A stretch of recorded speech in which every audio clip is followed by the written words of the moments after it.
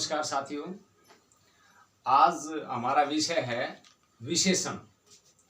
विशेषण किसे कहते हैं? वैसे भी विशेषण शब्द से ही स्पष्ट जाहिर है कि विशेषण जैसे विशेषता यानी किसी चीज की विशेषता के बारे में बताया जाए, उसी को हम विशेषण कहते हैं।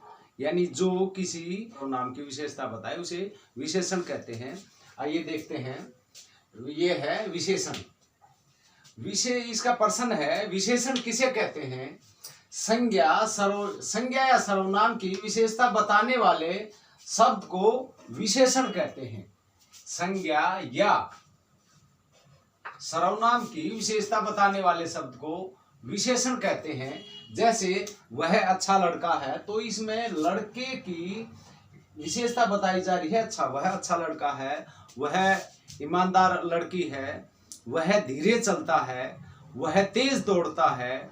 तो ये धीरे, तेज, अच्छा, ईमानदार, ये सारे विशेषण हैं। अब दूसरी बात आती है, विशेष्य किसे कहते हैं?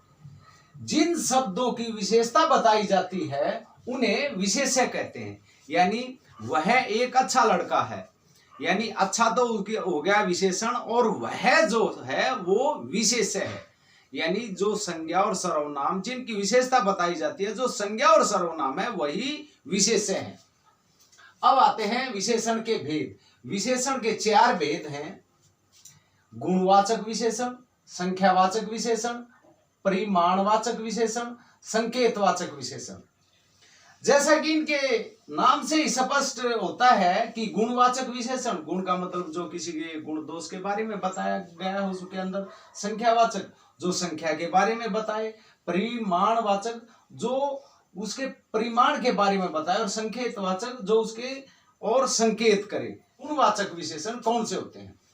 जिन विशेषण शब्दों से संज्ञा या सर्वनाम के गुण, दोष, दशा, अवस्था, समय आदि का बोध हो उन्हें गुणवाचक विशेषण कहते हैं। जिन विशेषण शब्दों से संज्ञा या सर्वनाम की यानी जो विशेषता बताई जाएगी वो संज्ञा और सर्वनाम की विशेषता बताई जाएगी। जिन विशेषण शब्दों से संज्ञा सर्वनाम की गुण, दोष, दशा, अवस्था, समय आदि का बोध हो उन्हें गुणवाचक विशेषण कहते हैं। जैसे ईमानदार है, आलसी है, मोटा है, लंबा है, स्वस्थ है, बीमार है, ये सारी संज्ञा और सर्वनाम की अवस्थाएं हैं। यही इसकी गुणवाचक विशेषण होते हैं।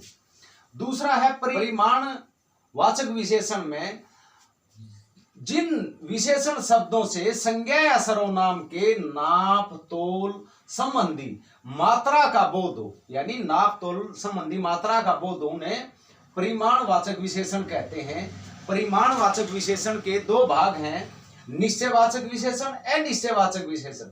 यानी निश्चयवाचक विशेषण वो होते हैं जिसमें जो माप तोल संबंधी जो मात्रा है वो उसका अगर निश्चित मात्रा में बोध हो तो वो निश्चयवाचक सर्वनाम है, और अनिश्चित मात्रा का बोध हो यानी माप तोल संबंधी जो मात्रा उसकी अनिश्चित मात्रा का बोध हो उसे अनिश्चयवाचक विशेषण कहते हैं। निश्चयवाचक विशेषण में निश्चय, परिणामवाचक विशेषण में जैसे 10 किलो, 2 मीटर, 4 किलोमीटर, इस तरह का। और अनिश्चयवाचक विशेषण कुछ है, जैसे कुछ लड़के, थोड़ा पानी, अधिक चीनी, इस तरह की बातें हैं। तीसरा आता है संख्यावाचक विशेषण। संख्यावाचक विशेषण में जिन विशेषण शब्दों से संज्ञा या सर्वनाम के संख्या का बोध हो, जिन विशेषण शब्दों से संज्ञा या सर्वनाम की संख्या का बोध हो उन्हें संख्यावाचक विशेषण कहते हैं। जैसे 2, 4, 10, 20, 2 गुना, 4 गुना, इस तरह की जो संख्यावाचक विशेषण होते हैं जिससे संख्या का बोध हो। संख्यावाचक विशेषण भी 2 हैं, एक निश्चय संख्यावाचक विशेषण, दूसरा अनिश्चयवाचक। जैसे निश्चयवाचक में जिसमें निश्चित संख्या का बोध हो, जैसे 2 वर्ष का लड़का, चौथा स्थान, दूसरी अवस्था, इस तरह से एक निश्चित संख्या का हम आकलन कर सकें। दूसरा अनिश्चयवाचक विशेषण जिसमें जो संख्या बतानी है वो है निश्चित नहीं है, जैसे सभी बच्चे, कुछ लड़के, थोड़े बच्चे, तो वो अनिश्चय संख्यावाचक विशेषण होते हैं। चौथा आता है संकेतवाचक विशेषण। जिन विशेषण शब्दों से, जो विशेषण शब्द संज्ञा या सर्वनाम की तरफ संकेत करते हो, उन्हें निश्चयवाचक, परिणामवाचक विशेषण और संख्यावाचक विशेषण में क्या अंतर है, ये अगले उसमें वीडियो में करेंगे। तो आपको हमारी वीडियो अच्छी लगी है तो लाइक, शेयर और सब्सक्राइब करने का कष्ट करें। धन्यवाद।